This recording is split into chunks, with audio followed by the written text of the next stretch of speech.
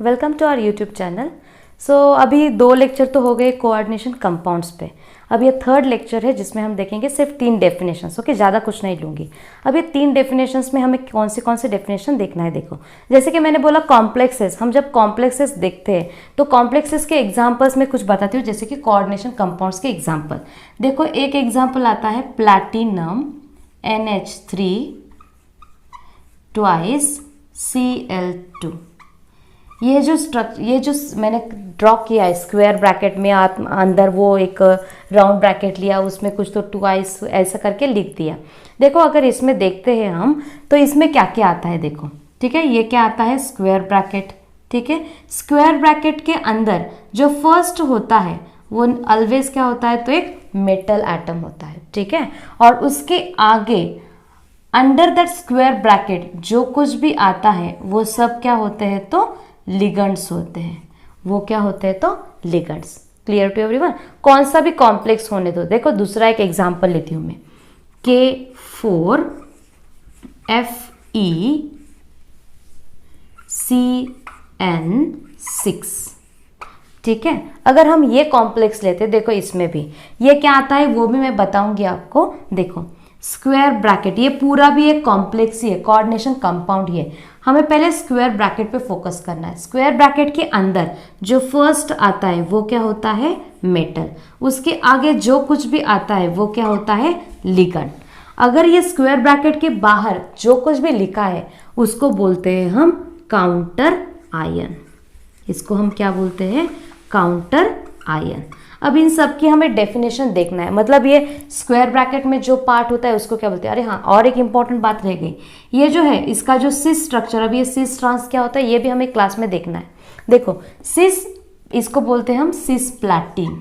ठीक है, क्या बोलते हैं इसको, सिस प्लैटिन।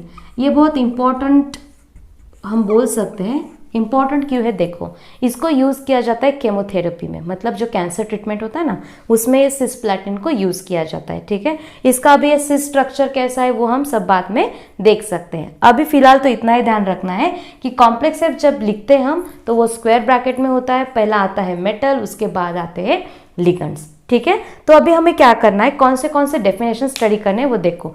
फर्स्टली हम डिस्कस करेंगे what is the definition of coordination sphere. ठीक है, फर्स्ट डेफिनेशन कौन सा आता है, देखो, कोऑर्डिनेशन स्फीयर।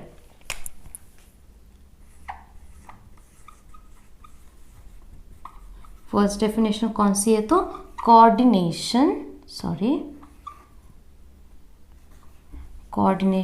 स्फीयर। अब इसमें कोऑर्डिनेशन स्फीयर में आता क्या है, देखो, जो कुछ भी कॉम्प्लेक्स लिखते हैं अंदर, मतलब ये स्क्वायर ब्रैकेट के अंदर जो कुछ भी कंटेंट आएगा। अब जो कुछ भी मतलब क्या क्या आता है, एक तो आता है मेटल और दूसरा आता है लिगेंड्स। ये जो मेटल और लिगेंड्स जो स्क्वायर ब्रैकेट के अंदर होते हैं उसको हम बोलते हैं ये सबको टुगेदर कोऑर्डिनेशन स्फीयर। मतलब हम अगर इसको वर्ड्स में डालेंगे तो कैसे लिखते हैं, देखो, in that coordination complexes metal atom and ligands are enclosed in a square bracket. It is called as a coordination sphere. Clear to you? Once again I am repeating that definition, listen carefully.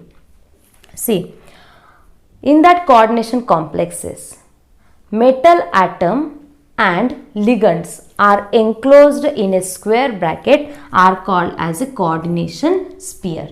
Now see here, in this example this is also there, but this is it in square bracket? No, it is out of this square bracket. So that remaining portion, matlab with that square bracket, that Fe as well as Cn, this is called as a coordination sphere. Clear to everyone? Yes or no? Hope so everyone understood that coordination sphere. Now see next definition. अब ये हो गया first definition का part. Second definition मुझे आपको कौन सी बतानी है, देखो, वो है काउंटर आयन। सेकेंड डेफिनेशन कौन सी है, तो काउंटर आयन। अब हम काउंटर आयन किसको बोलेंगे, देखो, यहाँ पे out of the square bracket anything is written? No, nothing is written. Means here there is a no presence of a counter ion. अगर हम सेकेंड एग्जाम्पल लेते हैं सेकेंड एग्जाम्पल में देखो, स्क्वायर ब्रैकेट छोड़ के बाहर जो कुछ भी लिखा है उसको हम क्या बोलेंगे, तो उसको बोलेंगे हम काउंटर आयन। मतलब यहाँ पे K4 ये जो है इसको बोलेंगे हम counter ion. Clear to you? So in this way we have completed two definition. One is a coordination sphere, second one is a counter ion. Now see third one, which is the last definition, that is the complex ion. अब ये complex ion होता क्या है? देखो मैंने बोला कि complex में क्या क्या आता है, काउंटर आयन भी इंक्लूड होता है और वो स्क्वायर ब्रैकेट वाला पार्ट भी इंक्लूड होता है। ठीक है, मतलब अगर हम कंसिडर करते हैं कॉम्प्लेक्स आयन, ये अब कॉम्प्लेक्स आयन किसको बोलेंगे, देखो see in that metal is there as well as ligands are also there.